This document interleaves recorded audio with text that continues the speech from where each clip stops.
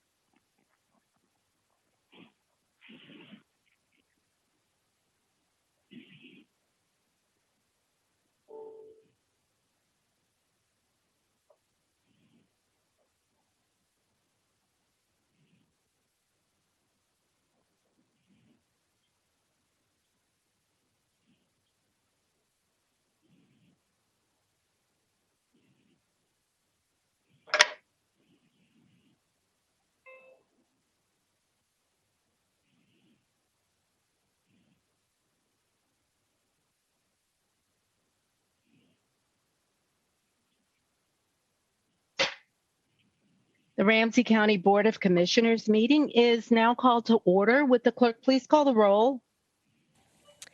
Fretham, Here.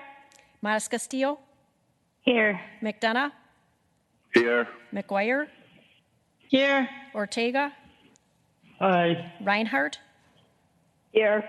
Carter. Here, thank you very much. Commissioner Ortega, you have the Pledge of Allegiance. Please share it with us while we all join in on mute. Thank you, Madam Chair. I pledge allegiance to the flag of the United States of America and to the republic for which it stands, one nation, under God, indivisible, with liberty and justice for all. Thank you very much, Commissioner. The agenda of August 18th is before you for approval. So move, Madam Chair. In unison, we all move approval. Thank you, Commissioner McDonough and Commissioner McGuire. Are there any questions or comments on the agenda? Thank you. Will the clerk please call the roll? Ortega, Aye. Reinhardt, Aye. Fretham, Aye. Matas Castillo, Aye. McDonough, Aye. McGuire, Aye. Carter. Aye. Thank you. The agenda is passed, and you'll note that there are corrected minutes from our August 4th meeting on for your approval. So Move moved. approval. Second. Thank you, Commissioner Ortega. Commissioner Reinhardt, are there comments or questions regarding the corrected minutes? I might just note that we recorded Commissioner Matas Castillo, who was actually not with us that day, but we felt her presence as present, and she'll be abstaining from the vote. Would the clerk please call the roll? Ortega, Aye. Reinhardt, Aye. Fretham, Aye. Matas Castillo, Abstain. McDonough, Aye. McGuire, Aye. Carter.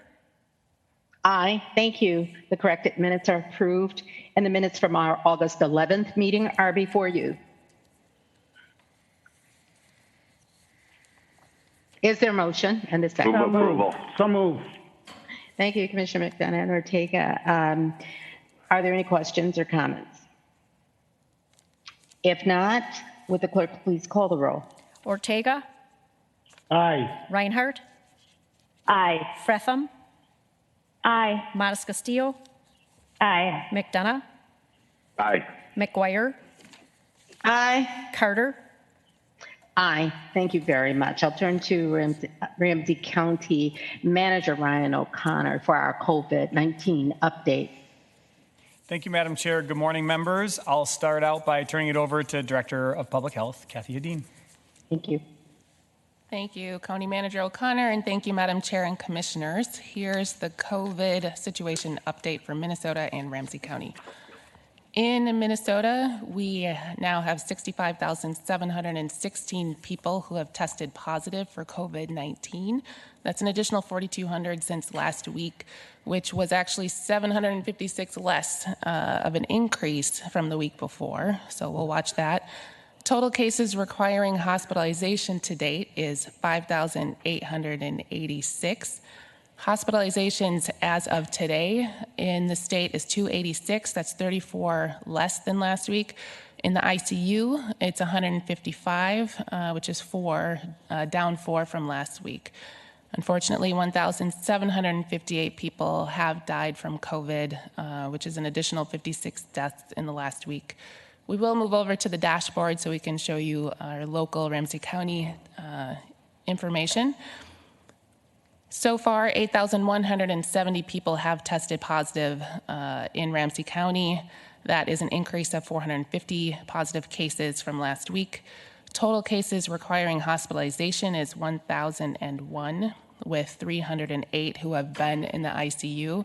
And unfortunately, 278 people have lost their lives to COVID-19 across our county, which is 7 additional deaths in the last week.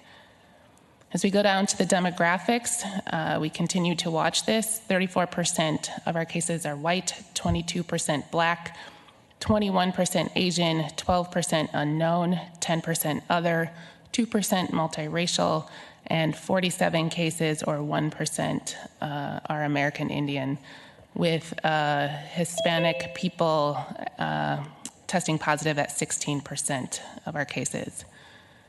As we scroll down, you can again see this information now by zip code.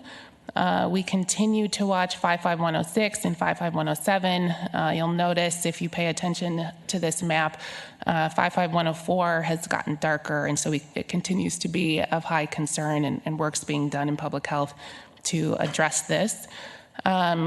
Total approximate number of completed tests across the entire state is 1,266,561.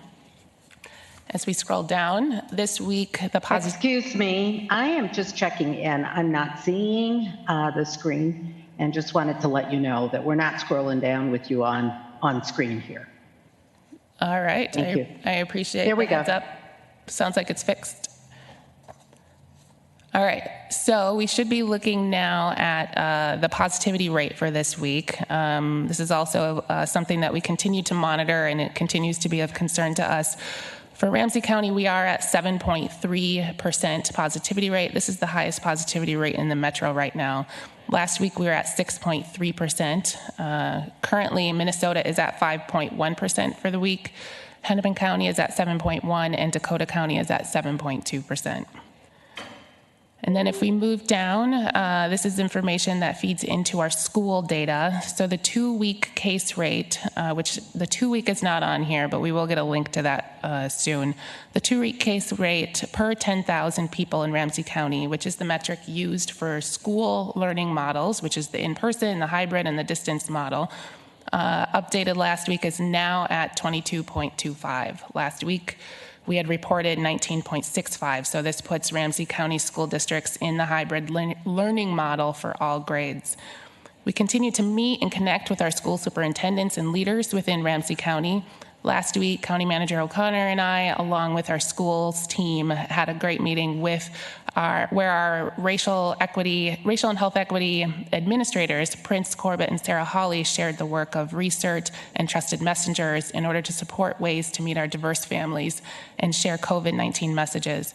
Superintendents and schools need real-time COVID-19 statistics and data, and we continue to figure out ways to get small enough levels of data to help school leaders make good decisions about what learning models they should be in.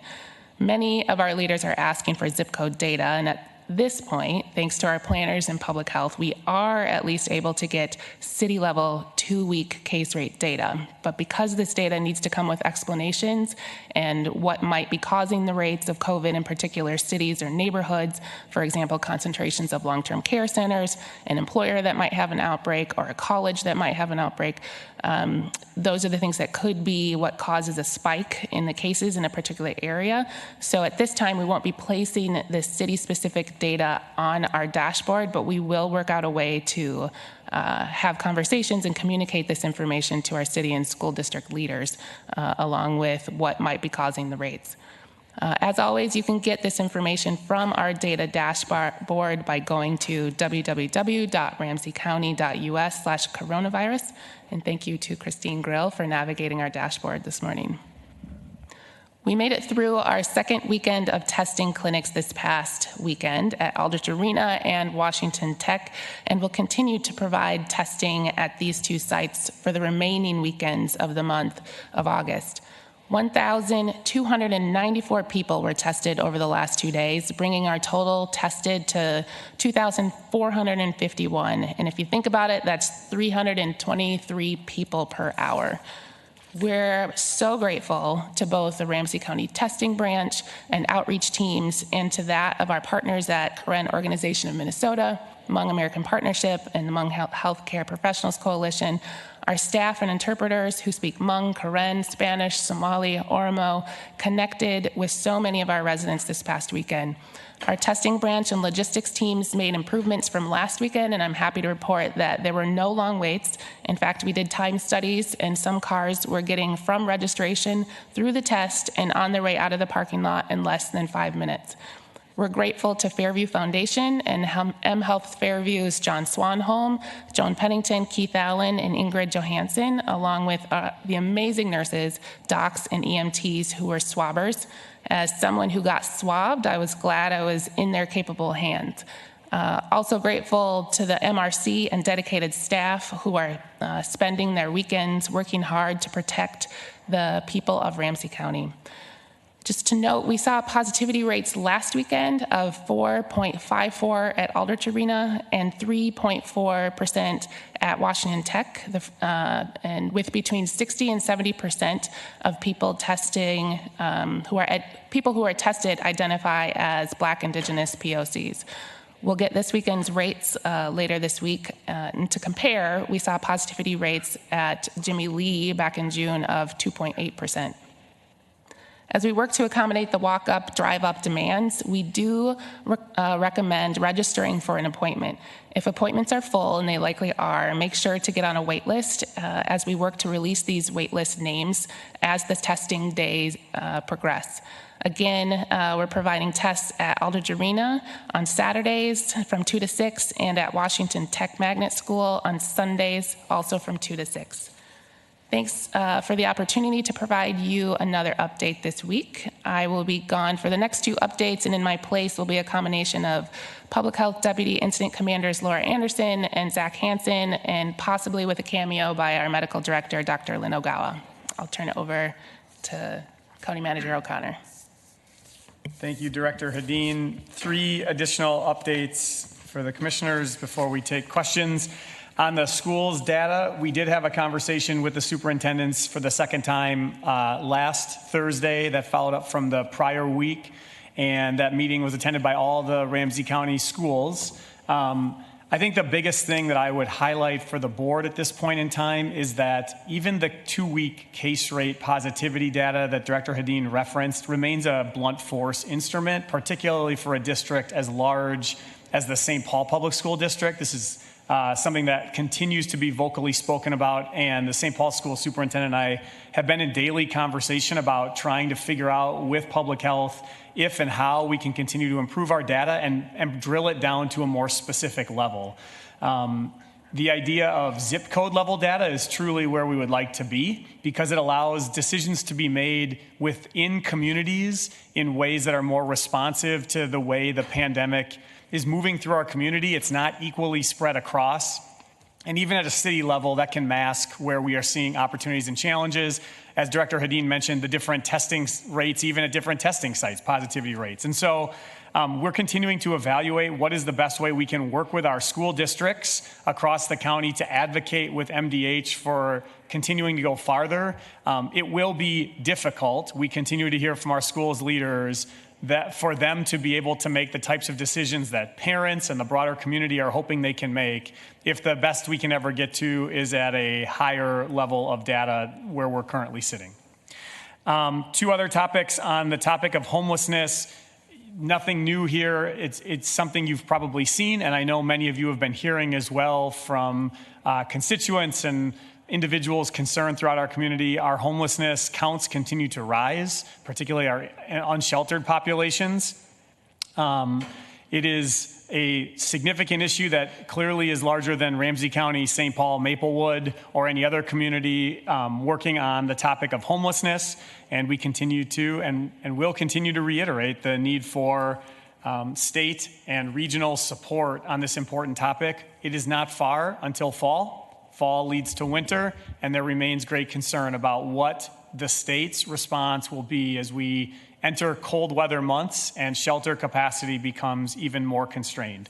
Our current encampment numbers, I do not have directly in front of me, but approximately 350 to 400 individuals last week is what we were seeing in terms of our unsheltered encampment figures. And we've been working very closely with the city of St. Paul on those numbers with every individual, trying to figure out ways to bring more people into the system whenever capacity shows up, in hopes that we can connect better to services and ultimately stable housing.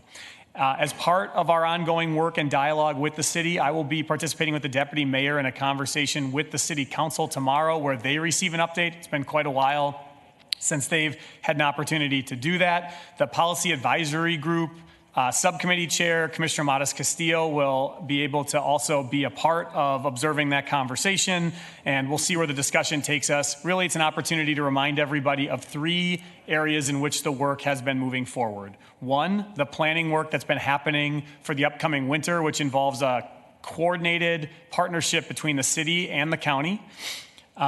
2, the work the county has already done to depopulate shelters and open respite space, of which the county board made significant investments to ensure that those sites were up and running. And 3, the continued work with our ongoing shelter providers to ensure that we are doing the best we can with the depopulation of shelter and how that's integrated with our hotel program. We are continuing to move down the road of our housing office as well. There have been updates over the last week provided by the deputy county managers, Karen Saltis in her interim role, and Joanna Berg from the Economic Growth and Community Investment team. They are working with staff on both a budget and program side. That move, as we have talked about, by wanting it in place by the end of the year, remains on track. Finally, and on the most optimistic and exciting note, I had the opportunity yesterday to visit all 5 of the unified service delivery sites that opened in the newly redesigned model yesterday. By way of reminder, our 5 sites are Ramsey County at the East Building, Ramsey County West Side, which is in the Plato Building on the first floor, and then 3 Ramsey County libraries located in Shoreview, Roseville, and Maplewood. All 5 of these sites now have navigators. When you walk in the front door, our first group of navigators, there are navigator supervisors and additional navigators. We're still bringing on board customer support assistants. That work is underway right now, which will add further staffing support into those spaces to help individuals coming in our doors. Most of those sites also have a workforce career lab as well, as we've laid out before. And I had an opportunity to spend time speaking with every navigator that was on site yesterday, with the embedded financial workers at each site. We got to look at the spaces that they're using, how they're working to utilize private rooms in the libraries to ensure confidentiality when needed, to hear on day 1 yesterday, where are we ready to go and where are we continuing to work through some things. We were finalizing some pieces around technology agreements to make sure that we could work in the libraries in a way we haven't, for example, in a couple of our sites yesterday. And so we were building it as we were opening. It was a wonderful opportunity to get to go and visit each of the sites and spend some time in conversation. At some point, I look forward to the opportunity of having the whole board together be able to do that as a collective across multiple sites in the same day, to see both the differences and the cutting across ethos that remains the same no matter which site we are talking about.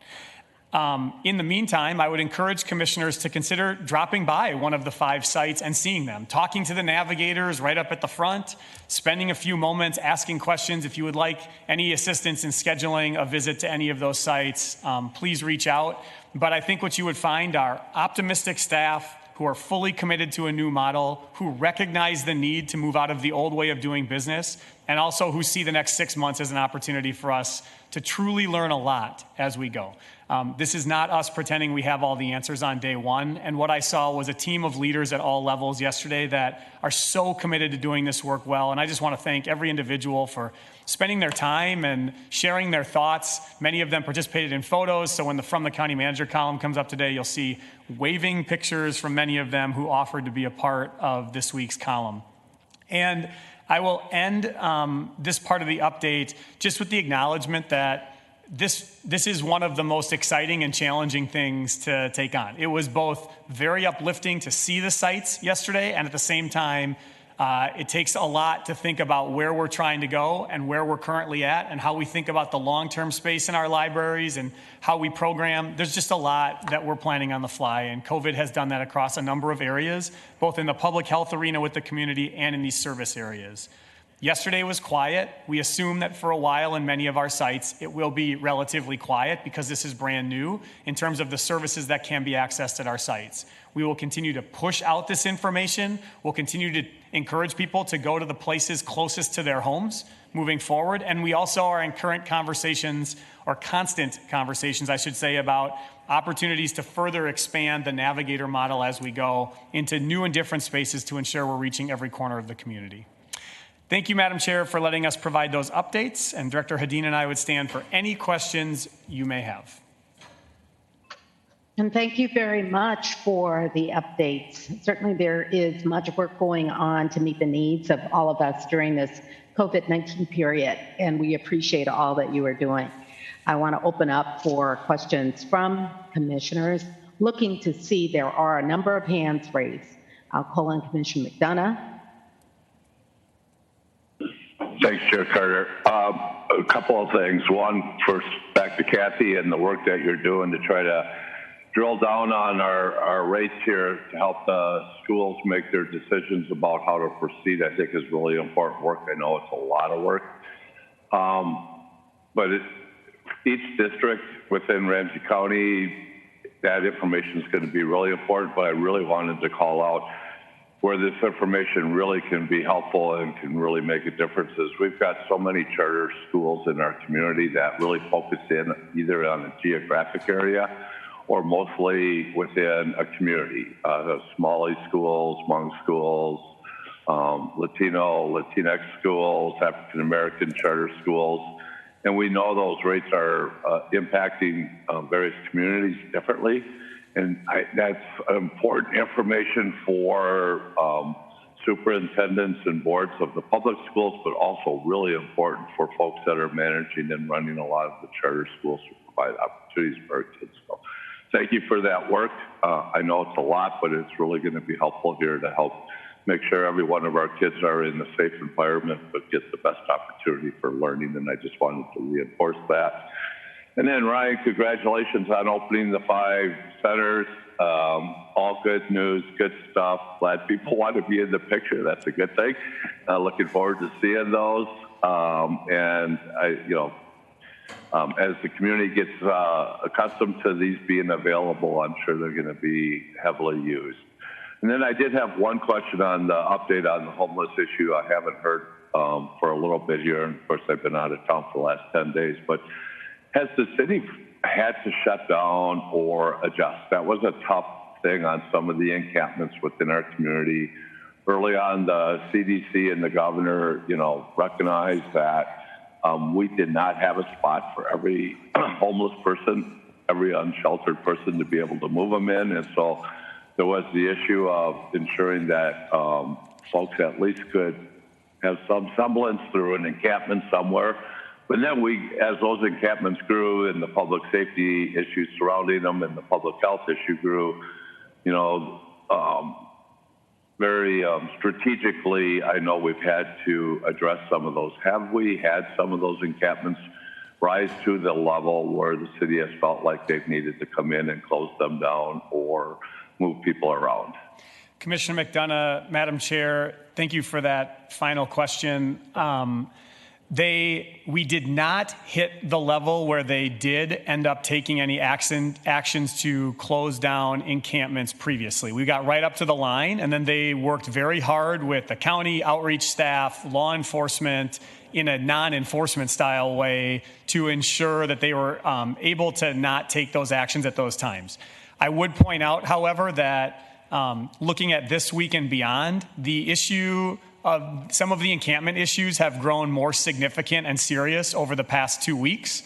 The thresholds that were not crossed before, I think we are revisiting that conversation right now with the city. And I do think going forward, they now have some legitimate concerns at a few of their sites that are going to lead to the changes needed. We have been working with them over the weekend and since last Friday to ensure that we do have some available space in safe space. And we've been working deeply with Higher Ground to see if we have individuals there who are ready for a few of the hotel rooms that were available through the depopulation effort. We're trying to free up more space to bring people into shelter because I do think the city is going to be in a spot where they're going to have to make some changes.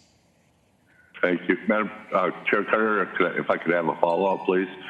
And I did want to share, and I appreciate you touching base on starting to think ahead about winter because it's going to come fast.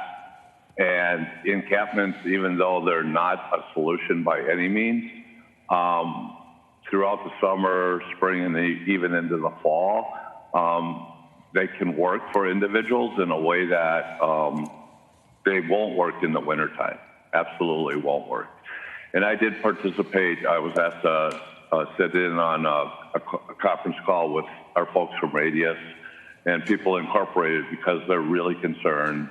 They appreciate all the work we've been doing and the work we've been doing around the safe space and helping manage this issue. But, bringing all the partners and providers together here and trying to be prepared for the winter is going to be a lot of work. But we can't. You talked about 350, maybe 400 people in encampments. What happens comes November, December, and certainly into January. So appreciate those efforts. Thanks. Madam Chair, just one last thought on that too, if I could, to Commissioner McDonough. The other reason for concern, the number one reason is the human element and the weather conditions in this state. The secondary concern is the human element of our COVID response and what happens if we are an emergency homeless response that involves hundreds of individuals takes up everyone's capacity full time. And you all know that, but I want to say that out loud, is that it will take 2 weeks around the clock of nothing but that effort. And every day we waste now or we do not get movement forward towards solutions becomes one less day we're going to have. And what if we are facing a surge in our schools? What if our care centers need our public health staff? And I don't want to be alarmist, but we need to be very real and open about that. We do have some very significant work right now underway with St. Paul, evaluating potential sites, and we are doing what we can locally, but I would tell you it only addresses a percentage of that 400 number I shared with you earlier. Mm-hmm. Thank you very much. Call on Commissioner McGuire. Thank you, Madam Chair. Just so appreciate the previous question. Commissioner McDonough, thank you. Yes, we have a lot of work to do in that area. I want to talk about the testing that was going on at our sites at Aldridge Arena and Washington Tech. I heard from many of my constituents who were really grateful for that testing. And so I want to just thank everyone who was involved, Director Hedin and all people that were helping be responsible for that. I have a question on that. You said we are grateful that there were no long waits this time and that we really are encouraging people to do pre-registration. If they do try to register and there's no times available, are you still asking them to come in person then and come? If all the time slots are filled, what is your recommendation for people to do? Madam Chair, Commissioner McGuire, I appreciate the question. It's my understanding that you can still get yourself on a wait list, and that would be my recommendation. We are following and watching the appointments in real time, every 15 minutes throughout the hour during the testing sites, and we can anticipate what's going on. And if we've seen, some people may have signed up multiple times and they only came the first weekend, and so they decide not to come. We then release those wait waitlist names. And we send a text and they get a message, if you would like to be tested, please come to this site right now. So that's part of it has to do with the data company that Minnesota Department of Health has contracted with, Primary Bio, and the capabilities of that software that allow us to do that. But that would be my suggestion right now, is to go ahead and get on a wait list, and we can manage that wait list. Okay, thank you. Thank you for that, because I know that people are very, very interested. And then just to remind me, and I think you've said this, but when do results come back? Within 3 to 4 days? Is that still correct? That we're able to handle it that way? Yeah, I actually didn't say that, but test results come back. That's okay. Test results come back within 72 hours. So there's a few outliers, and usually what happens for people who have not received those is that information gets stuck in a spam folder or a deleted folder if you are a negative. So if you get a negative result, you will get that information via the text if you gave a phone number that can be texted, or an email. If it's a positive, I won't call you, somebody will call you and let you know and follow up with what will happen next. If you can't find it within your email, I would suggest searching for an email that comes from support@primarybio.com, and you should be able to find it. Thank you. Thank you very much. I really appreciate that. My next question will be for County Manager O'Connor, and it's regarding the satellite offices, which we're very excited about with our navigators and the work that's being done in our libraries in Shoreview, Maplewood, and Roseville. And so could you remind me, if people want to come in and see a navigator or come to one of our sites, do they have to pre-register for that, or can they just walk in? Are all of these sites available for walk-ins?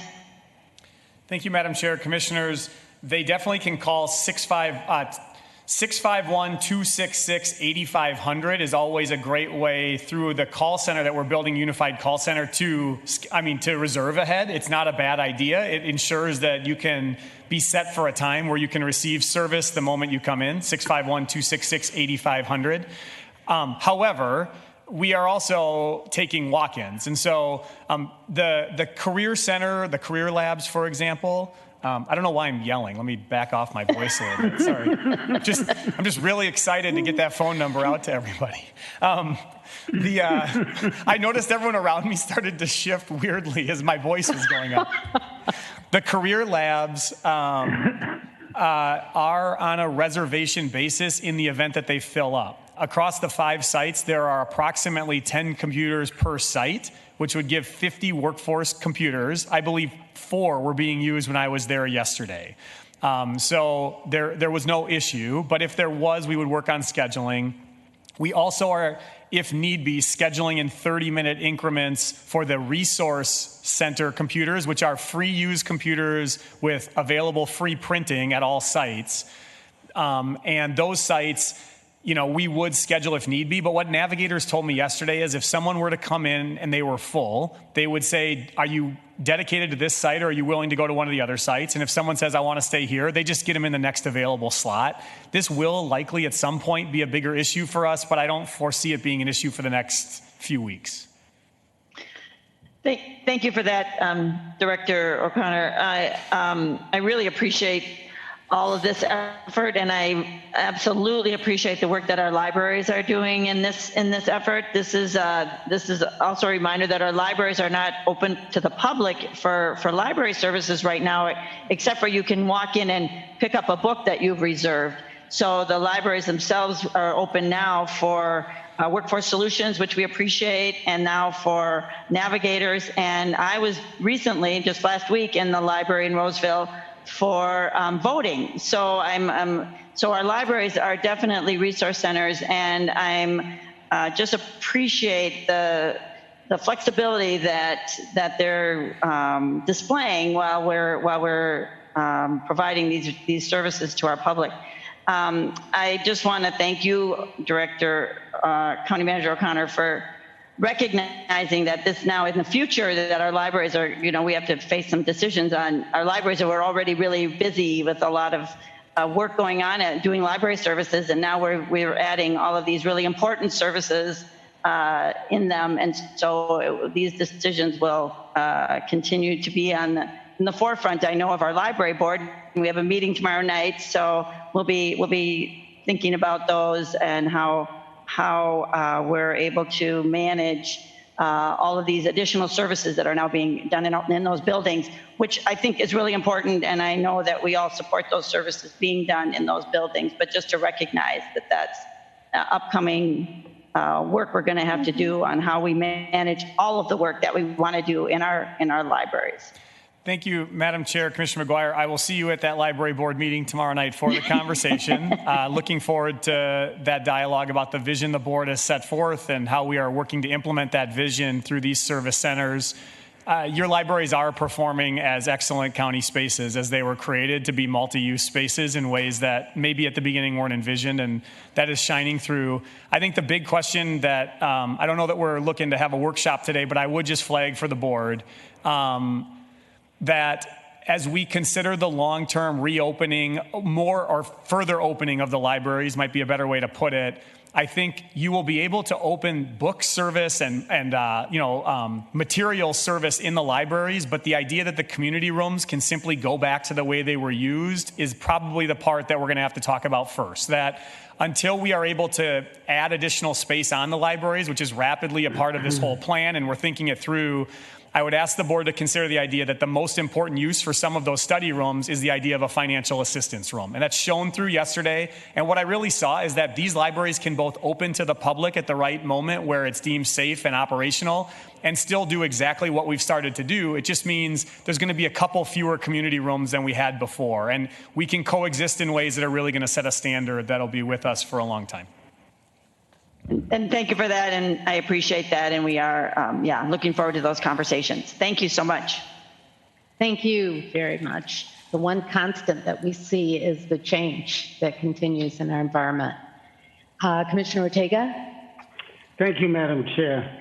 Let me begin with the latter issue of the homeless. Ryan, that 350 to 40 unsheltered folks. So at this point, we're full of capacity. Is that what I'm hearing? Madam Chair, Commissioner Ortega, what I would say is most nights we have been full. As of right now, as we look with St. Paul this week at potentially them trying to make some changes to encampments, if you were to do a point in time count in our shelter tonight, we do have a little bit of capacity open. So what I would say is we probably could accommodate approximately 40 of those 400 individuals right now as people move into shelter, but that leaves you with another 325. Right. Now, I've taken time in the last 2 or 3 weeks. One time when you asked me to sort of do a visual check, but I have visited 3 encampments, and I've spoken with folks there. And what surprises me is the diversity of the people from my past experience. So I'm trying to get a handle in terms of where do we have, you say we could accommodate 40 folks. Would that be like at hotels versus higher ground? Is that what we're talking about? Wonderful question, Commissioner. Madam Chair, Commissioner Ortega. So our goal is, whenever possible, to see folks move from the encampment settings into the congregate shelter settings, because those are often the better step into shelter, which would mean Safe Space, Union Gospel Mission, Higher Ground Catholic Charities. And people who have been longer term in congregate settings are often more prepared for a hotel setting. So what we've been working on this week is freeing up congregate space. I'm not going to tell you, though, it's all perfect. There's a certain level where we will see if there are some people who are ready to go directly from outside to a hotel, and that will be a part of our strategy, particularly on the women's side where we've lost women's beds through this. That is a part of the plan as we move forward through this week. Okay. The other thing is that as I deal with constituents around these 3 encampments that I have visited, a big concern is having facilities in terms of a health issue. Those encampments have been around for a while now, and there are no public facilities at all. What are we How do we address that?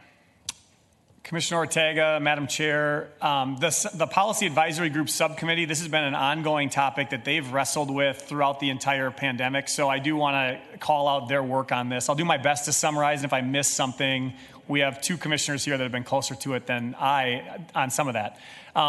We do have porta potties and some hand washing stations out at some of the largest encampments. And that's been a strategy without trying to go out and put those facilities at every encampment.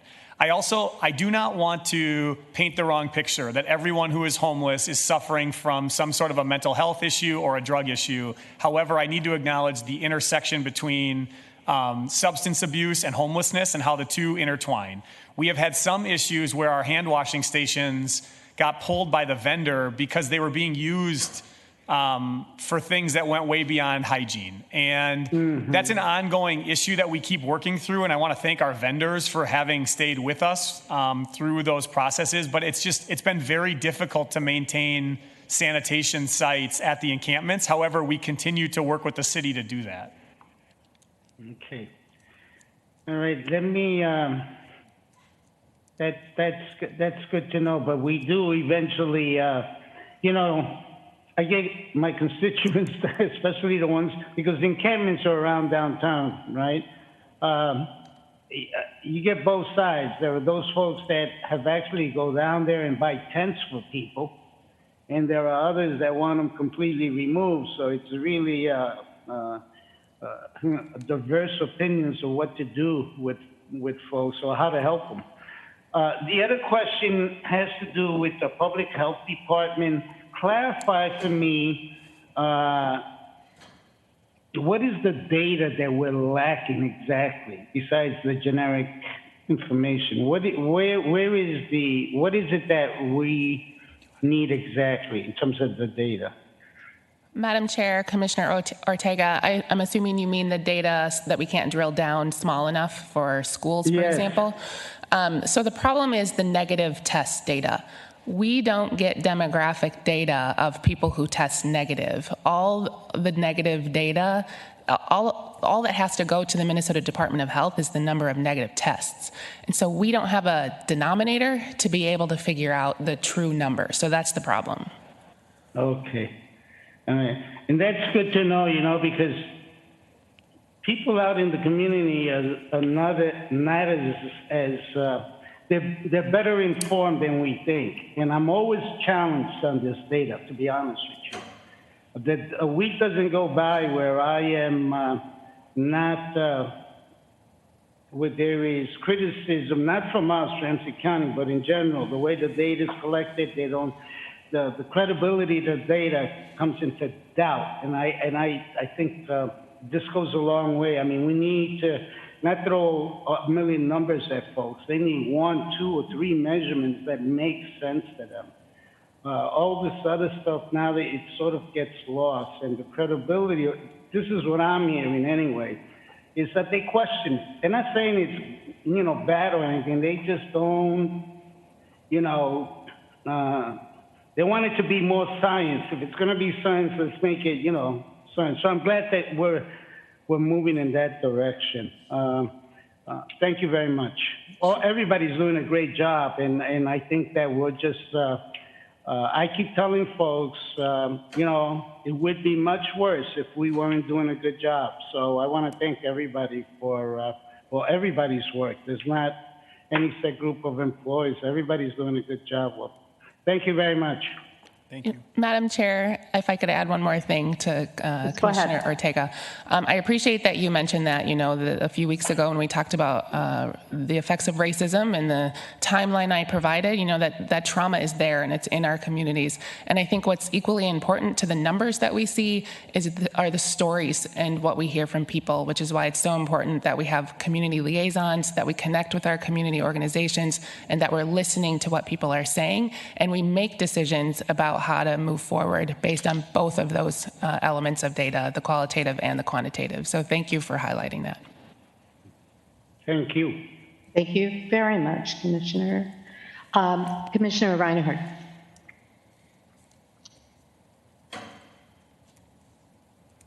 Thank you, Madam Chair.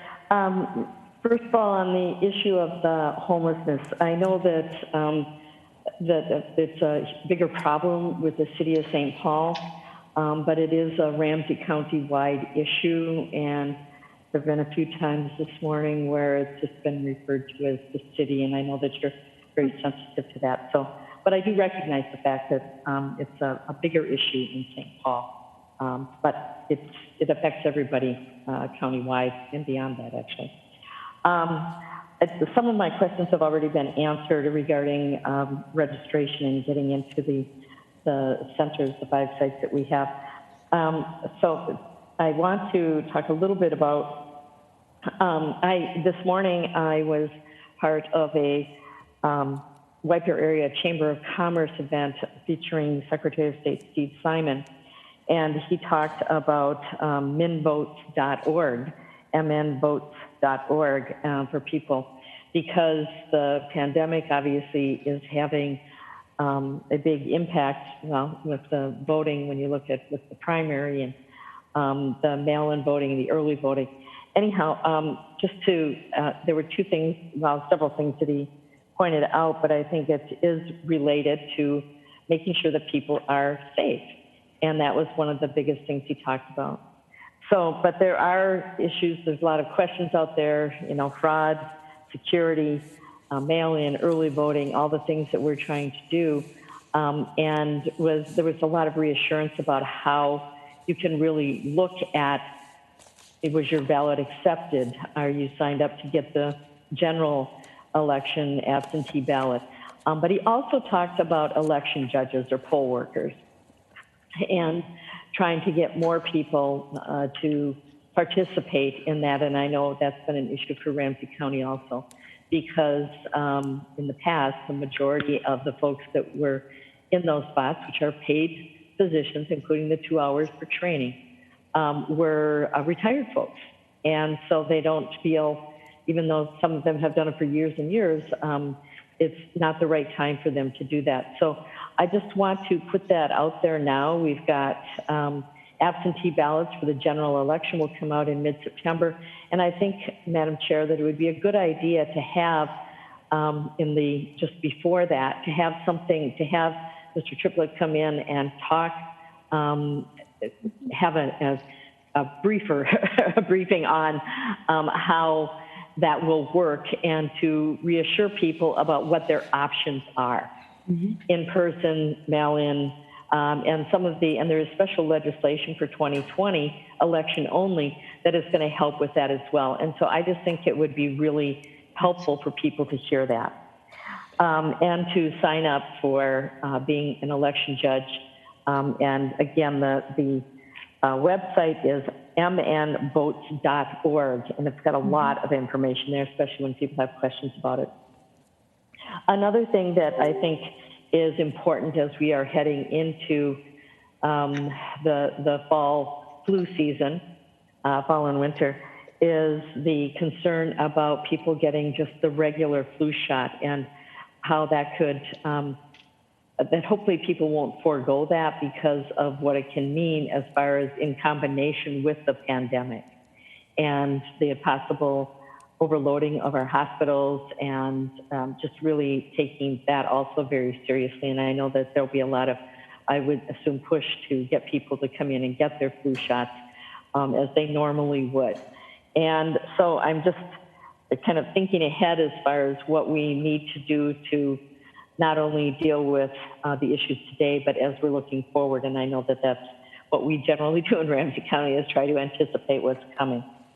And so then I guess my only question really is regarding masks, and really what's kind of happening within Ramsey County Inc. itself. Are we having issues? Are we getting better about our staff wearing the masks? I know that there was some issues early on, but I think that that has been resolved, where people are feeling more comfortable about knowing when and where and how. But I thought it might not be a bad idea to get an update on what is happening with that from the county manager or from Director Hedin.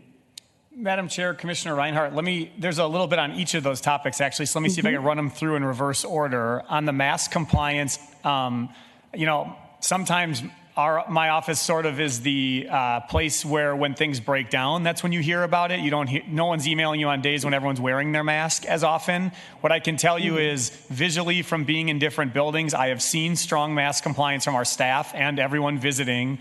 And the concerns that came out when we first implemented a policy at this point, with the work of deputies, department heads, and staff committing to doing this, it seems as though we're over that initial hurdle. I do not have anything of concern to note at this time, and Director Hedin is nodding her head in agreement with that.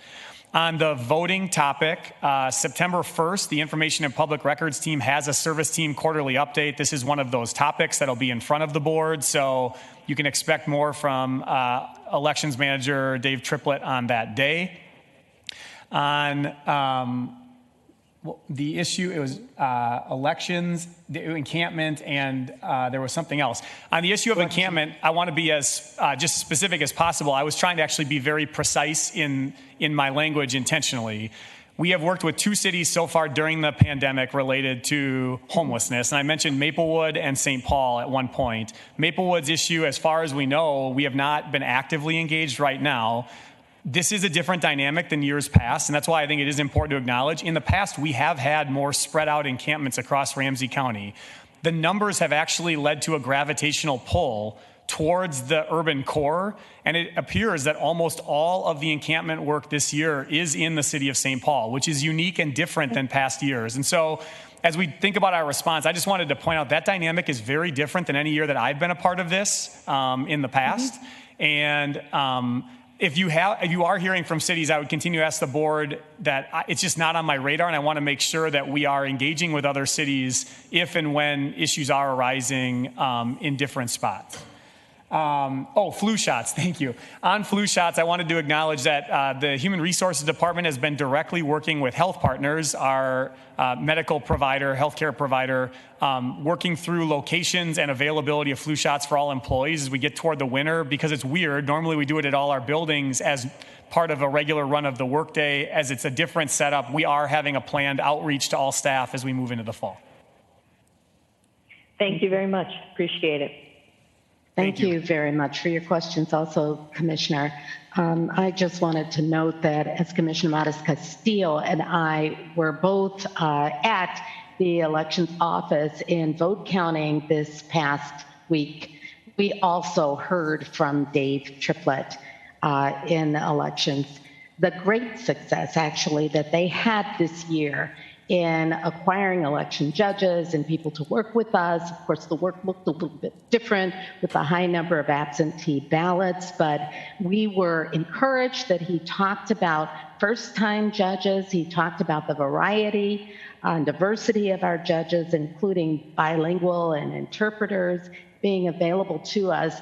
My point is that they did some very good outreach, advanced planning, and yes, he did share with us that on September 1st, he would be able to give us additional information, not just about what has happened, but what in fact will happen moving forward toward the final election. I really appreciate your asking those questions, and I won't spend too much time on it because he will certainly share a lot more with us when we're at Committee of the Board on the first, or our Committee of the Whole. I did see Commissioner Fretham. I don't want to ignore that her hand was up. I know that she has gone off screen due to some complexities in the location she's in today. I want to check in just to make certain that we still have her here and to ask whether her question is still one that she needs to ask. Commissioner Fretham.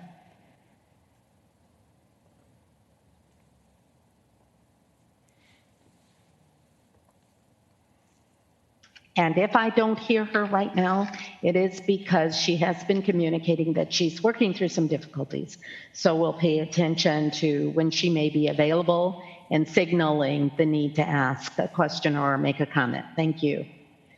That is all the hands that I have. Once again, with great appreciation for the updates and all of the questions that you've responded to, County Manager and our Health Director, Kathy Hedin. I have one final question. I know that recently we announced our ability to provide food service for those who might be at home and in need of assistance for food delivery. I am wondering if, given that is so very new, there are any indicators at this point in time as to the uptake, the need that we are meeting in that regard. It may be that it will take a little bit longer for us to really be able to validate and understand the service and its usefulness, need in our community. But if there are any comments that you can share with us about that at this time, I'd appreciate it. Madam Chair, Commissioners, I can assure you that the operations team is watching the meeting because on the homelessness conversation, they were listening closely and helping me through it to make sure we got the right information to all of you. We will take back your question as a follow-up for next week. I do not have any specific food and basic needs information today. Thank you. Thank you very much. I see that Commissioner Fretham's face has joined us again. And if you should have any question at this time, feel free to signal in any way, and I will be looking at other technologies as well. I should do that prior to leaving this point. Just want to make certain I don't hear from her right now. Okay, I do not. I want to say thank you again very much for what you've shared with us. If there are any final questions, I'm looking to others, including Commissioner Fretham, who is with us in person right now. And if not, we are going to move on then from our update to, as usual, our moment of silence, recognizing the trauma currently still existing in our communities, all of the great work that we are collaborating together with our community to conduct, and our ongoing need. Just a few moments then.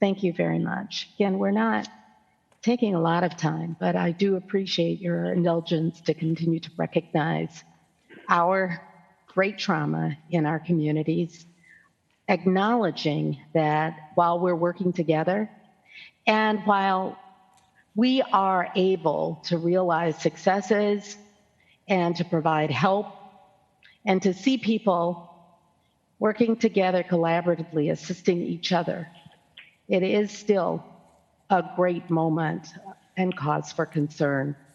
There are many who are impacted, and I thank you for acknowledging that each week. We have an agenda before us now, including our administrative items, and I'll call on Commissioner Ortega again. Thank you, Madam Chair. I want to move item number 7, agreement with Comcast for broadband network services. Item number 8. I'd like to pull that. 8 is pulled. Agreement with Rachel Contracting for the removal of aggregate from the riverfront properties project site. Item number 9, Boys Totem Town due diligence project. Item number 10, the May 2020 report of contracts, grants, and revenues agreements.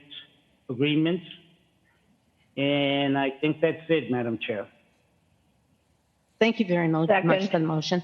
Thank you for the second. So we have a motion and second on all items except item number 8. I'm sorry. Okay, I thought I heard someone. Is there comment or question on number 8? Do we want to remove? I'm sorry, I got thrown off a little bit hearing someone, but yes, we have a motion and a second. Are there any comments on the other items other than number 8? All right, would the clerk please call the roll? Ortega, Aye. Reinhardt, Aye. Fretham, Aye. Modis Castillo, Aye. McDonough, Hey. McGuire, Thank you. Aye. Carter, Aye.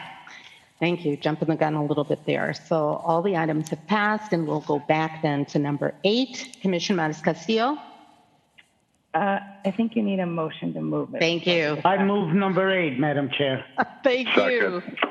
Thank you. All right. We have a motion and a second, and I'll call on Commissioner Montes Castillo.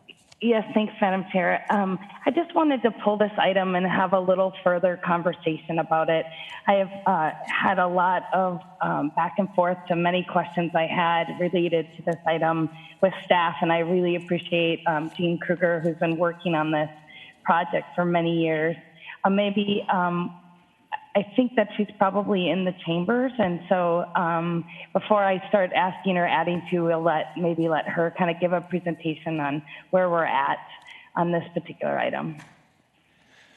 Madam Chair, Commissioner Montes Castillo, I'm inviting Director of Property Management, Jean Kruger, up. She can briefly describe some of the history, where we're at, what we know from Rachel construction around contracting moving forward, and this work. Thank you very much. Thank you, Madam Chair, Commissioners, County Manager O'Connor. When I came on board into property management in 2017, actually the demolition of some of the buildings was still in process and wrapping up, and there was still work to be done on some of the Kellogg Boulevard sidewalks and the Wabasha Bridge, et cetera. But I will say that for most of my time since coming on board in 2017, the work completed by staff, specifically James Homolka and Dan Winnick, to explore every option and opportunity to do something beneficial with this crushed material has been explored. In the original contract for demolition, we, the county, were advised that this crushed material would likely have some value and would have a beneficial reuse. That is why it was stockpiled on site and not removed as a part of that original demolition contract. Subsequent to all of the material being crushed and the analytics that had to be done on the stockpile, it was determined that the material does not quite structurally meet what would be considered Class 5 material, so it has some structural restrictions on any reuse. That said, there are abilities for it as a material to be reused under a parking lot, things that have more of a minimal loading on them. However, the chemical analysis and testing of the material resulted in levels of a couple of different organics related to diesel and polynuclear aromatic hydrocarbons that are at levels higher than which can be reused without some restrictions. That said, we released a solicitation, the help of procurement, to see if anyone would be interested in essence purchasing the material or at least hauling it away for free, meaning $0 for the material, and we had no interest. As a part of that process, we specifically did outreach to the City of St. Paul, City of Minneapolis, Hennepin County, MnDOT, as well as a number of developers that we knew were involved in various large construction projects. We had no takers. We went through the county's surplus asset process, if you will, which again really offers material for bid with the opportunity for someone to bid $0 and had no takers. We tabled it for a little while, worked with the city again, the watershed district, and ultimately really came back with the potential for redevelopment of the site and said in late 2019 that we needed to put this out on the street again in 2020 with the decision that the best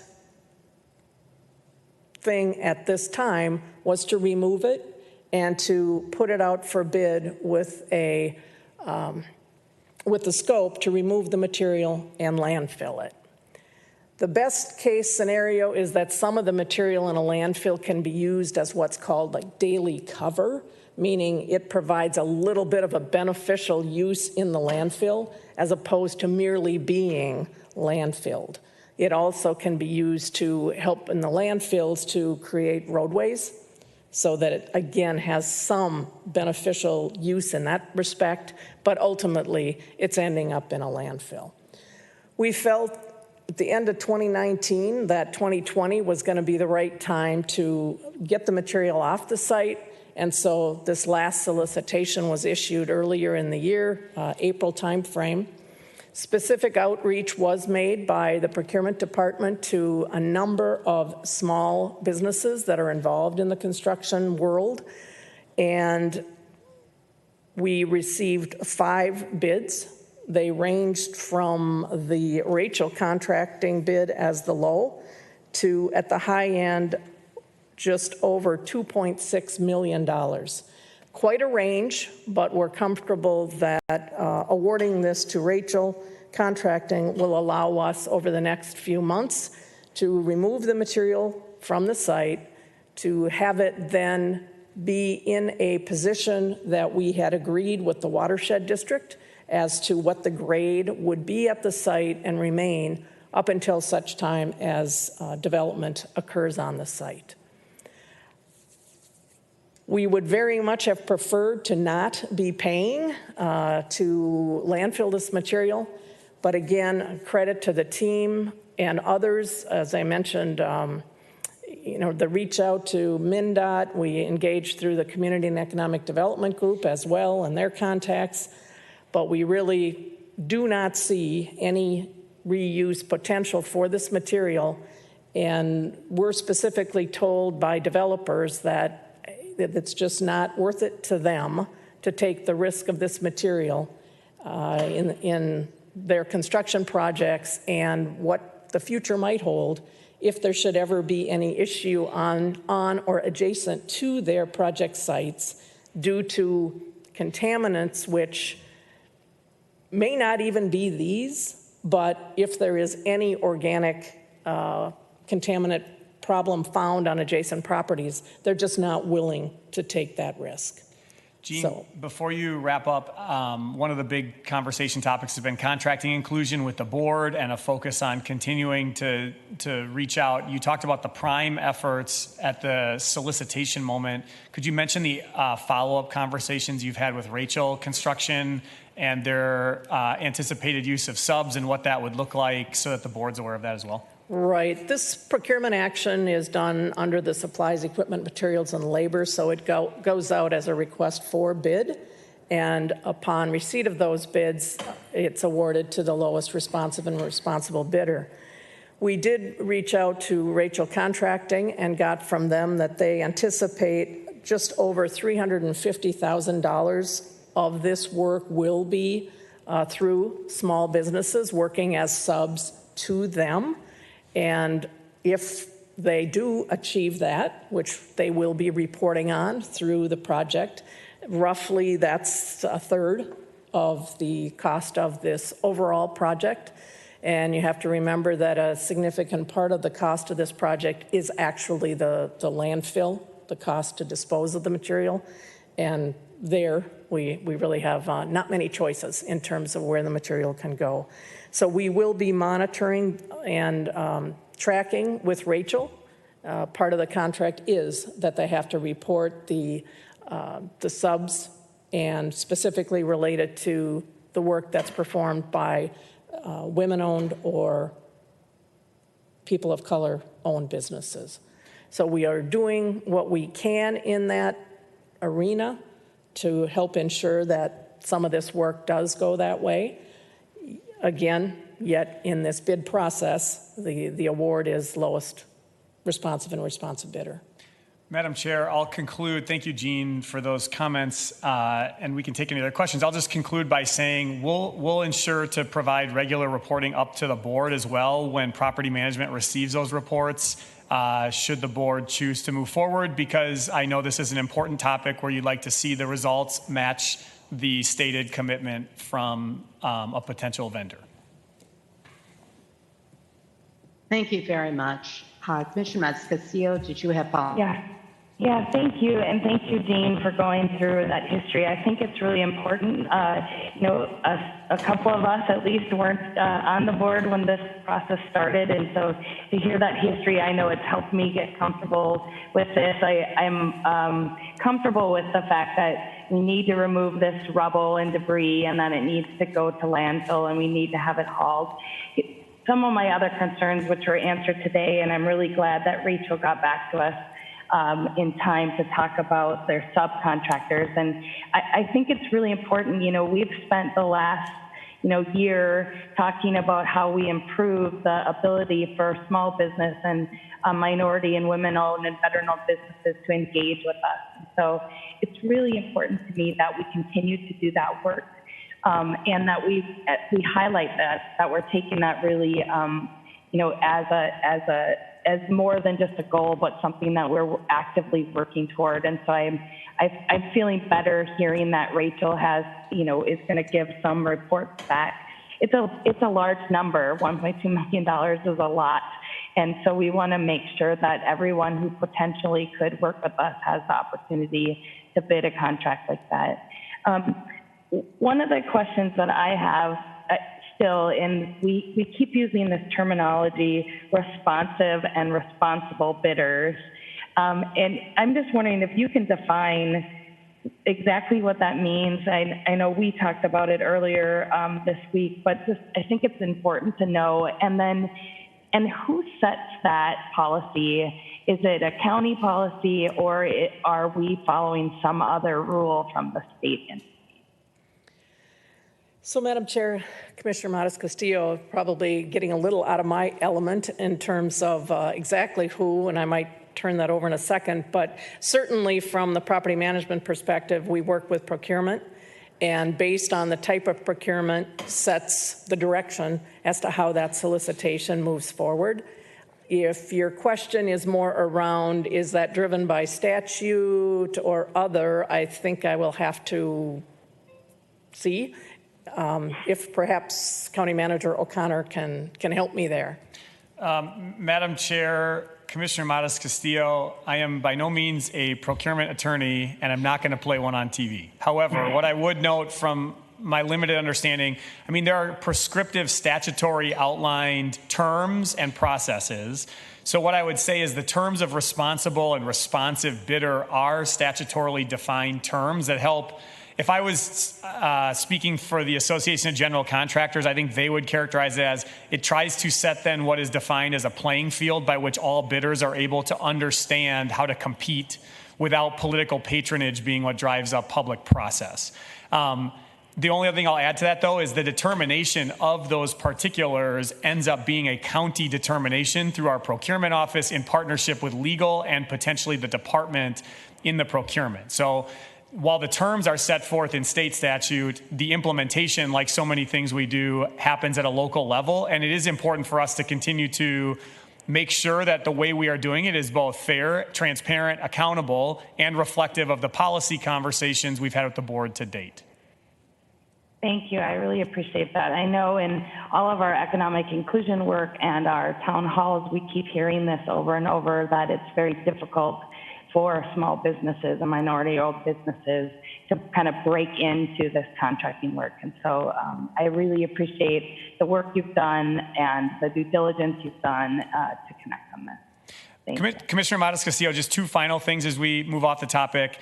Best value contracting is something Ramsey County has not deeply engaged in the past, but we have been deeply engaged in the conversation around it. It's important to do it right. The pandemic slowed down work that was moving forward this year, and I do not want to use that as an excuse. However, I want to say that that is a topic that needs to come back in a future EGCI service team update or in the strategic team. And that's a commitment I want to make on the record to you and your colleagues here while we're discussing this. And finally, I think it's important for us to start with the end in mind, which is terms like responsive and responsible. These are and can be barriers to contracting because they're institutional in terms of how they're structured, but they're only barriers if we allow them to be. They are not insurmountable, and it is not okay for us to pretend that we cannot address working with our community to overcome those barriers in ways that is both fair, transparent, accountable, and reaches our goals. This is definitely a both and scenario for us. Thank you. Thank you for the question, Commissioner Matas-Castillo, and also thank you for the responses that we've received from staff.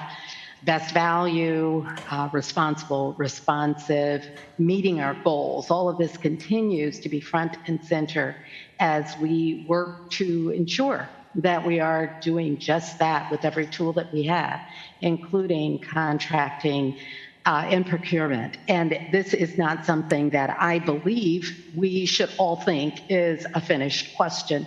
It is, in fact, research that staff is doing and will be bringing forward to us to update us on how we can best use all of our resources, including contracting and procurement, to meet our goals.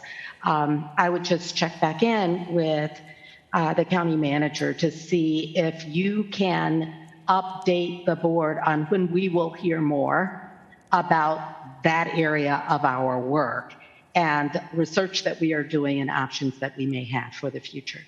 Madam Chair, Commissioners, I don't have the exact date. I remember that a couple weeks ago, the policy director had shared that date with you. It's sometime in September, but I don't remember the exact date in September, but we're having a conversation in September on this topic specifically and during a workshop format.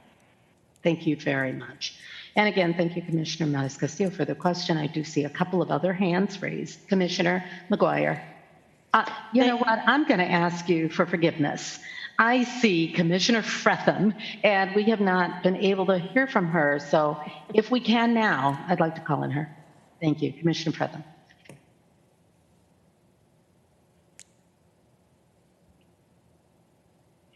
Thank you. Can you hear me? Yes, thank you. Good.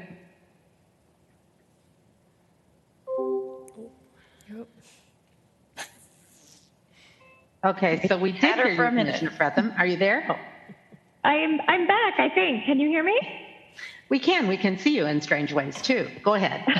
Sorry about that. The technology's been a trip. I just wanted to thank Commissioner Matas-Castillo for pulling this item and for the additional context. Like her, I wasn't on the board when this started, and I am additionally comforted that all ways to resolve this differently have been explored and fully vetted, and that we have done everything we can to take a different approach on this, and that we are left with this as the best available option left. So I appreciate that and the time today spent to walk through all of that. So thank you.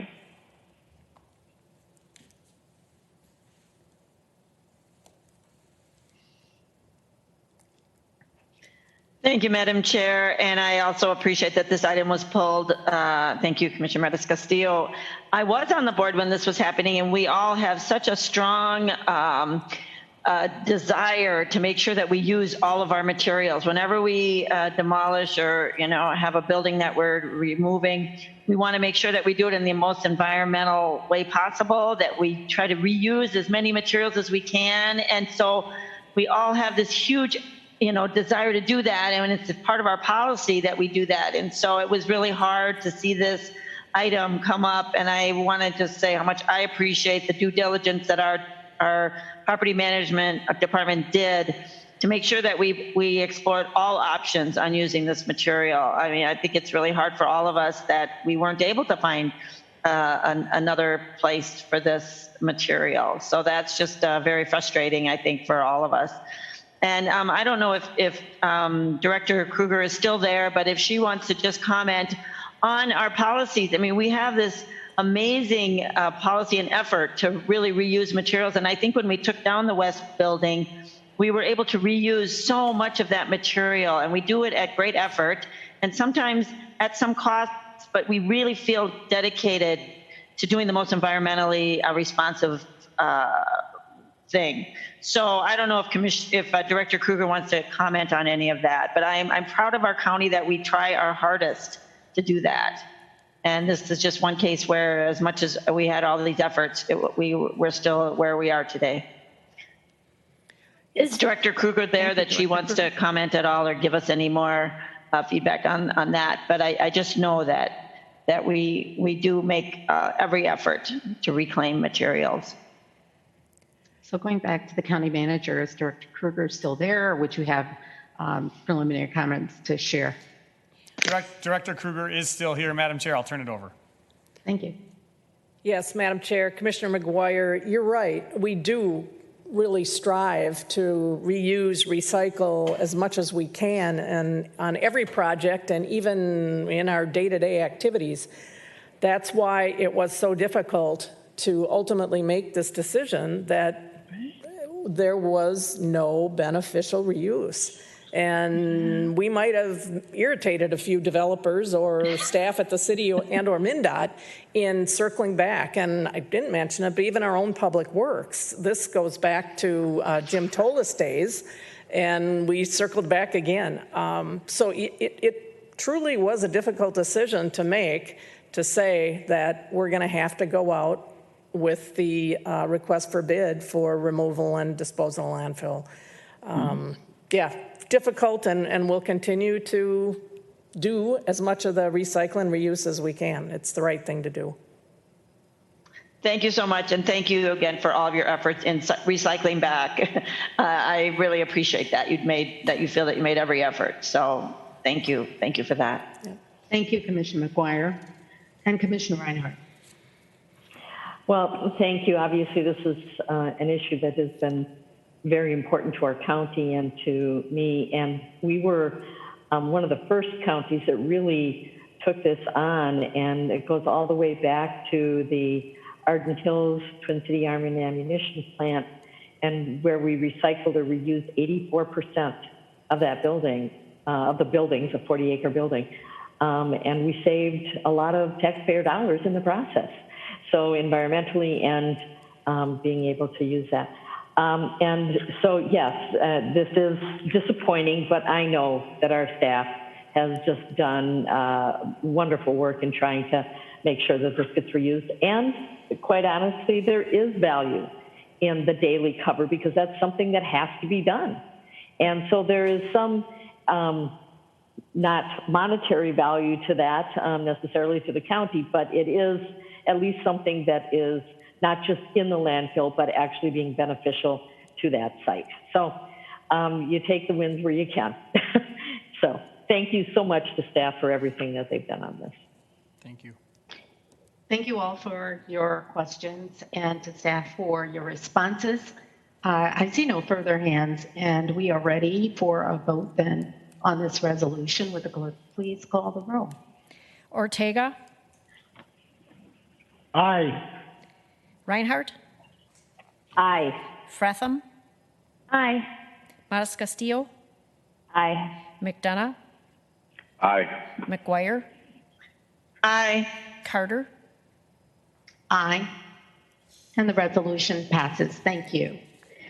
We're going to call on Commissioner McGuire for a legislative update. Thank you, Commissioner McGuire. Thank you, Madam Chair. We know that last week the legislature met, both the House and Senate met in special session. We were, of course, hoping for a bonding bill, but we knew ahead of time that that was not going to be something that they were going to take up. We're hoping now that they will do that in September. We don't have any definitive news on that, but we hope that they will. Anyway, so much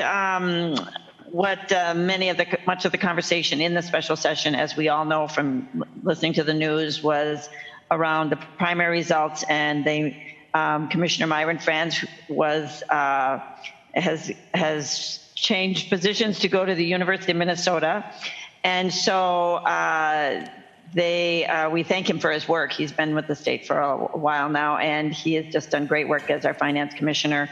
Now he's going to work at the University of Minnesota, and they are Jim Showalter, who's a longtime Department of Finance staff person with the Minnesota Management and Budget, and he's going to take his place now as the new commissioner. So that will serve our state well.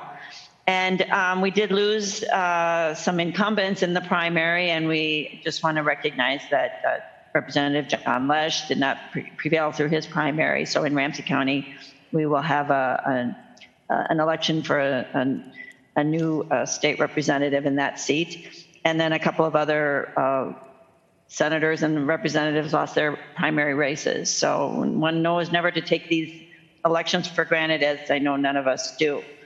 And so they also did not approve the Senate. This was the big news. The Senate did not confirm Department of Labor and Industry Labor Commissioner Lepping, and so she has already left her position, and the acting the deputy commissioner is the acting commissioner now in Department of Labor and Industry. So that was what the Senate had done in their special session. So the next one we hope will be on September 11th. And so we're hoping then that there's been talk that they will hopefully take up a bonding bill then. We're really working for that to happen. So just want to say at the federal level, we know that they're focused on conventions, and we're excited that Congresswoman Pelosi is calling the House back to work on U.S. Postal Service funding, and we're grateful for that because we know that we need a strong postal service. So those are some of the highlights of what's going on. I know you've all read that in the news, but just wanted to share that we're closely following all of these developments at our state and federal level because they absolutely impact the work that we do. So thanks to all of our all of you and everyone who continues to weigh in on all of these issues with our legislators and our congressional delegation, and to AMC and NACO for keeping us aware of these issues as well. Questions of Commissioner McGuire or comments on the legislature before we move on? All right, and so we will look to our September 11th date. And hopefully, yes. We're not sure that's the date, but that's a proposed date. So we won't, we won't put it in concrete. We won't put it out there. Yeah. Thank you for sharing. All right, I'm going to start then our commissioner updates, and I will start them with Commissioner Reinhardt, and we're going to go around the clock and back to Commissioner Ortega. So Commissioner Reinhardt, then Fretham, and we'll go down the alphabet. Wrapping up with Commissioner Ortega. Commissioner Reinhardt. Thank you, Madam Chair. Well, last week was busy, as this week is shaping up to be as well, going from meeting to meeting. But without any travel time in between, we get to go to more meetings. The Consortium of Lake Area Senior Services, otherwise known as CLASS, had a networking event last Wednesday, and they are a group of folks that are really doing a great job trying to make sure that the seniors, especially during this time, are getting the services that they need and being there as a resource. So I appreciate CLASS very much. Well, I'm sure that you're going to be talking about the AMC Board of Directors meeting and some of the things going on there. I am also the National Association of Counties representative to the IBTS, which is an affiliate of NACO, to their board. So I represent NACO there, along with staff person Brian Namey, does a great job in making sure that the connection between NACO and IBTS, which is basically a nonprofit engineering company, which is one of a kind, I think. Anyhow, so they had their annual meeting, and it was supposed to be in, trying to think, East Coast, anyhow, Vermont, but we did it virtually. So that was on Thursday and Friday for much of the day. There is, I guess the only other thing is I also serve on the Clean Water Council, and we did have a meeting yesterday and starting to roll out the budget items for the Clean Water Council. And just as with any other state funds, there's a lot of pressure on what's going to happen. There's a, because this is based on the quarter-cent sales tax, so the clean water funding comes out of that. Clean Water Council makes recommendations to the legislature on how to spend that. This is a legacy fund. And trying to, because there's lower sales, it means lower amounts of money coming in and more demand because of the pressure on the state budget. specifically regarding soil and water districts. So we will move forward with that. We are expected as the council to make the recommendations through our Budget and Outcomes Committee in September at our September meeting. That's all I have. Thank you. Go back up to the top of the alphabet with Fretham as our first. Commissioner Fretham. Thanks. With technology, I'm not sure how well you can hear me, so I'll just keep it brief and just let everyone know that I've got another newsletter coming out, so lots of updates in there, and that'll be my update for the week. Thanks.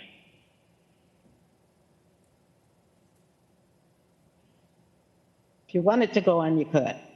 We'll take the newsletter as the update then. Commissioner Matis Castillo. Yes, thanks, Madam Chair. Just a couple quick updates. I wanted to just share with you all that I have been working across with our city partners and law enforcement around some of the gun violence that has occurred in St. Paul, specifically in the Rice-Winnipeg neighborhood, as well as the Rice-Larpenter neighborhood. There's been quite a lot of gun violence that has occurred there, and so we have been partnering with the city and the county and law enforcement to really take a focus in those neighborhoods and using our Healing Streets team to help us work through some of those issues. And so I just want to say I'm really grateful to our Healing Streets team, Mark and Danny, and they're in the process of hiring and bringing on more interns to help with their grief work. And so we really are making significant strides and working together to make sure that our neighborhoods are safe, that people are taken care of, and as we continue to invest and make improvements, that those things are successful. And so just wanted to share with you that that work is ongoing and has been going on in collaboration as well. I had the opportunity to meet with the family of Mia Black, who was killed outside the Lamplighter a few months ago, and we met in a socially distanced way at Lake McCarran's with her family and members of the community about, you know, what they'd like to see and how we can partner. And it was great to hear that Nia's mother shared that, you know, if businesses aren't adding an asset to a community, that we should think about how they are asked to leave. So it wasn't that, you know, a business owner has to live in the neighborhood, but it really is about what assets they add. And so as we've invested in the Rice-Larpenter area, we continue to have issues. Even though the community has come together and so much great stuff is happening, that we are working and trying to bring that particular business owner into the fold and get some improvements in that area. And so I think it's important that people know that the county is in this along with our city partners and you know, in the Rice-Larpenter area in particular with Commissioner McGuire and Commissioner Reinhardt and our three mayors all working collaboratively together to make sure that our neighborhoods are, and especially those areas where there's multiple jurisdictions, that we're not facing outward, but we're facing inward and thinking about how we can do policy that favors everyone and zoning and all of those things that come into play. And so lots of great work happening there, and I just wanted to share. And thanks again to Healing Streets, who's working and helping us lead through that process. Thank you.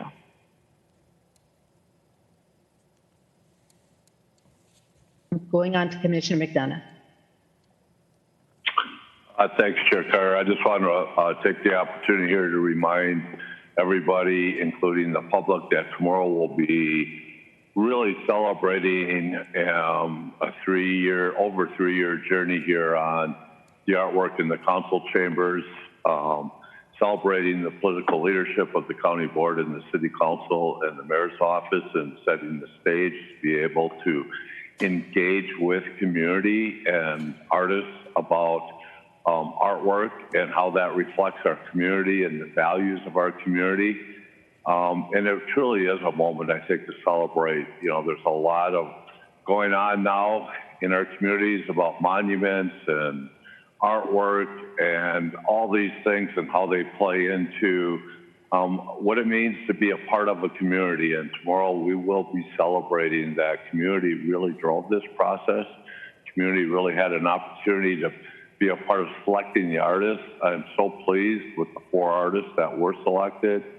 If you recall, the action we took last week, and the City Council also supported on Wednesday at their meeting, was for the county manager to come back, was one of the recommendations from the task force, to continue to look at ways to incorporate art and recognizing community in our building, but then also recognizing that we've got extremely diverse communities that need to be able to see themselves and reflected in those values. And certainly these 4 pieces don't do that for all of our communities, but they do an amazing job right now. And as I was thinking about preparing here to speak and remind everybody about the celebration tomorrow, I was wondering, what was the process they used in 1930, right, to get to the what they did put up there? We know the art is what it reflects, right? 4 white men standing above women and minorities and people of color in our community, usually doing labor. But what was even the process they used at that point in time compared to the process that we used this time? So I want to again thank Commissioner Reinhardt, who's been on this journey with us from the beginning, but the political leadership coming from the board and the City Council and the Mayor's office, but really allowing the community to own this process and set the stage for this celebration tomorrow. Those 4 pieces of art will be displayed publicly for the first time, and I'm really excited about that. So thank you, Madam Chair. And I would just say that as you think about that process, I am certain, to use language in a different sort of way, that it was all about his story. Unfortunately, not all about our story. And I am thankful that this time, including who tells the story, we are really focused on making sure that it's about our collective story. And thank you for your work, for Commissioner Reinhardt, yours as well, and for all of the leaders that have brought this forward. We look forward to it tomorrow. Commissioner McGuire. Thank you, Madam Chair. And yes, it will be a great event tomorrow. I'm going to talk about a lot of the things that have been going on. As we all know, we're extra busy because we don't have travel time, so we just go to more meetings on our phones and on our computers. The theme of the last few weeks has been around schools and many of the groups that I've been meeting with. So the St. Paul Children's Collaborative heard how schools were impacted and how that really impacts all of us in our different levels of government, cities, counties, and when the schools close, or how they come back, how they enter into the coming school year is really going to impact the county and the cities. So we talked about that at the Children's Collaborative meeting. And we talked about it at the Ramsey County League of Local Governments. And I want to thank, I know Commissioner Manis-Castillo was at the meeting with me, and it was so interesting. We did a fishbowl, which was a conversation of the school district representatives, had a conversation which all of us were able to watch and then participate in. But just to hear them all talk about the challenges and the decision making that they're engaged in around how they're returning to school. And it was really great. And I just always encourage all of us to attend as many of those League of Local Government meetings as possible, because I thought it was very interesting to hear from our school district colleagues on that. So a big shout out to them.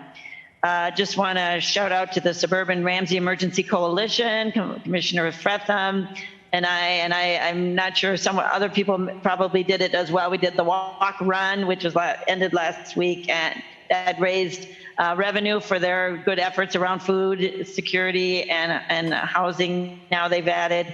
So just all the work that emergency coalition is working on and the creative ways they're finding to raise money for their efforts. So that was a great event as well.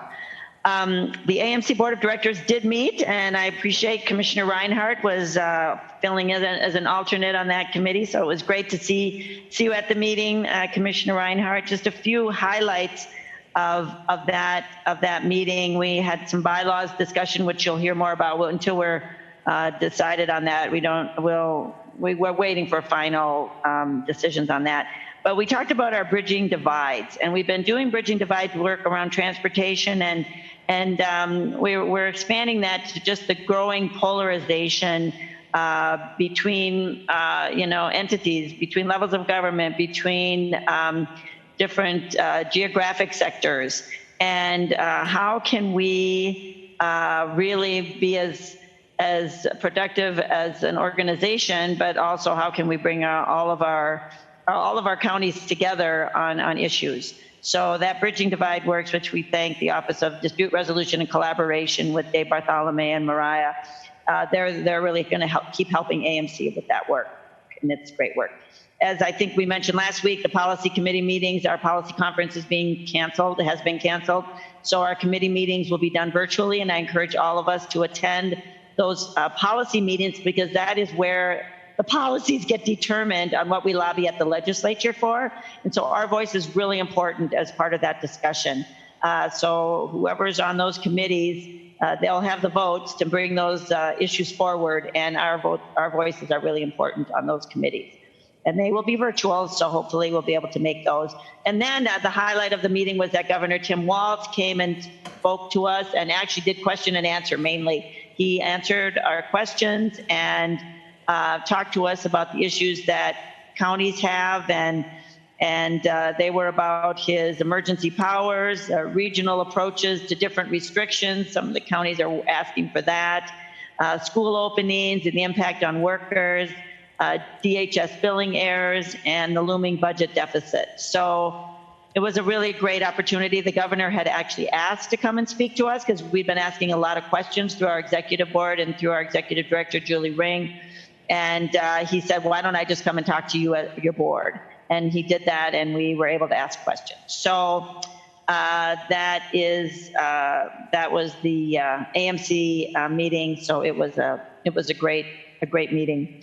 And then last two things, we had our meeting of our Pritzker, or our Early Childhood Initiative at Ramsey County. We're welcoming Commissioner Fretham to our group. I know Commissioner Carter has been a part of that, and she is has now we're appointed Commissioner Fretham to be on that specific team. We'll just say that we get to hear updates, and I'm really hoping that we'll get a workshop so that all of you can hear all the amazing work that our team is doing. I am just so grateful to Elizabeth Tolesman, Leanne Ahmed, Nancy Lee, who's been just leading on that, Mi Chang, and Jennifer Schuster-Yeager. We have a rock star team of people that are really incorporating and internalizing our early childhood efforts around families and our youngest residents. And it's just great work. So I'm just hoping we can do a workshop so you can really hear all the amazing work that they're doing. So with that, Madam Chair, my last item is that I want to give a shout out to the Roseville Area Optimist Group, which was started by Don Salverda, a former Ramsey County Commissioner. You've heard me talk about the great work that we do. We've done or parades, I would say, that included our Lake Owasso and a number of our senior care centers in Ramsey County. We're doing just senior housing now, and it's called Sunshine for Our Seniors. And so on this Friday, we'll be doing another parade of we'll be singing and just bringing good cheer to a number of our senior residents here in the Roseville area. So I want to give a shout out to our Optimist Club and to the Winter Carnival, who bring a lot of their noted Klondike Kates and bagpipers and people that really help with the festivities. So thanks to all the people that are really working hard to make this time really more manageable for people. So thanks, Madam Chair. McGuire and Commissioner Ortega.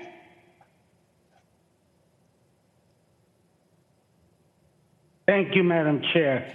I would like to just report that Congresswoman Betty McCollum will be joining our Food and Basic Needs Committee this Friday at 10 o'clock. The entire board is welcome, and I'll make sure that everybody gets linked in. But this is an offshoot of Commissioner Carter and Mara Castillo attended a meeting with Betty McCollum, I think a month ago on virtual.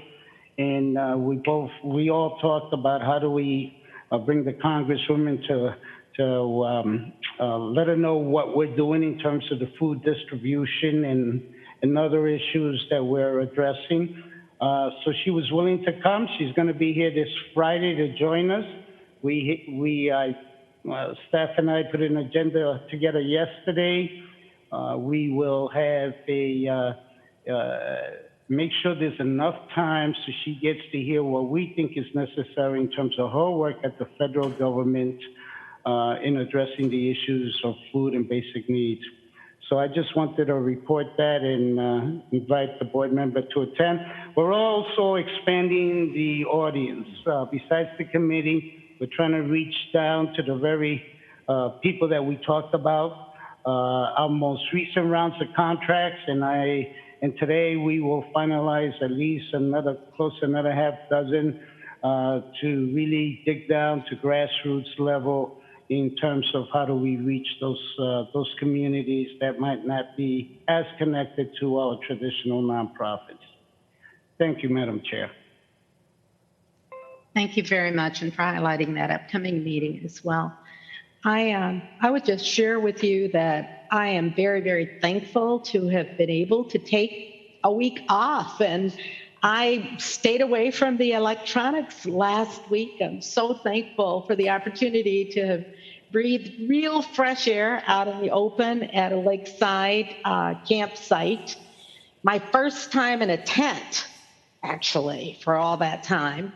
And it was amazing. I'm thankful that a number of us have been able to get away for a little time as summer draws to a close here, and we've been in COVID-19. It's absolutely necessary. And I heard mention of others on the staff who are going to have the opportunity to be away. We'll miss them for a little bit, but my goodness, such incredible work has been going on, and everyone needs the opportunity to get a breather. So I'm thankful to hear that. I did come in along with Commissioner Matas-Castillo last Friday to be on the canvassing panel, and it was heartening to hear the results of our primary election, which were up more than 100% actually. And to hear the planning that is going on to expand our abilities in accordance with special legislation that has passed so that we can get out all of the information about enhanced sites that we are working to plan and to promote so that people are able to exercise their vote and so that every vote does count. So thank you for all of the work that's going on. You've heard about upcoming workshops. We mentioned today that elections will be coming in to give us a picture of that work. We also are going to be hearing more about contracting and procurement, work that is going on and recommendations that may be coming forward for all of us. I will be sharing with you toward the middle end of this week a sketch of upcoming workshops that are planned so that you will know and be able to prepare. Of course, we do our very best to line that work up and to plan it forward as the work does change and is dynamic. You know, I hope you won't hold us to the letter to those dates that we are planning, but I want you to have a picture of what is coming up. So I'll share that with you sometime this week, either tomorrow or before Friday for sure. I want to say thank you again for all of the work that we've heard about today, for all of your reports and for all of the work that you are doing as a board together with our communities. It is important that, especially during COVID-19, as we have designed community inclusion, the inclusion of all of our jurisdictions so that we can do this work together, that we are also flexible and we realize the uptake in the various organizations that we have created and look to what our work needs to look like for the future. So thank you again. We have upcoming today a HRA meeting, and I do remember that we need a little bit of break in between now and that meeting, so we'll take a 10-minute break. We also have a workshop on talent attraction, retention, and promotion coming up at time certain 1:30 virtually today. So right now, unless there are, yes? Madam Chair, I would just say the HRA, we only have one very quick item to move, and so we could go right into it, just need a 30-second break as opposed to a 10-minute, and then we'll be done by 11 and everyone can have time for lunch. If that would be okay. You're all very kind. So everyone seems to be nodding. We'll take that 30-second break then, right after we adjourn our meeting. I see no further business on our agenda, and so we are adjourned.